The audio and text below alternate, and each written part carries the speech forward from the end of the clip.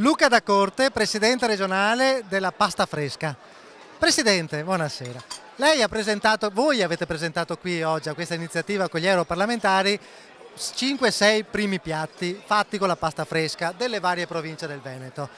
L'Europa standardizza troppo su certe regole, però è anche fondamentale perché può dare delle norme sulla tracciabilità e l'indicazione dei prodotti tipici, perché voi lamentate da tempo che anche nelle stesse zone italiane prodotti del bellunese vengono prodotti in altre regioni o all'estero e spacciati per bellunesi.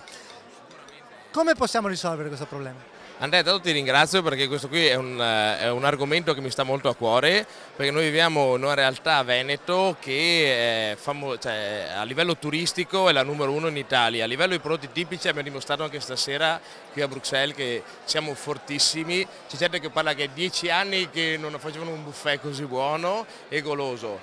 Io vorrei chiedere soprattutto a Bruxelles, esatto, di difendere le tipicità regionali, di difendere la tracciabilità dei prodotti, appunto perché il prodotto tracciato riesce a dare una filiera, un essere regionale, un'identità regionale che pochi prodotti hanno in Veneto, cioè nel senso che abbiamo un sacco di prodotti a livello agricolo, a livello artigianale che sono riconosciuti.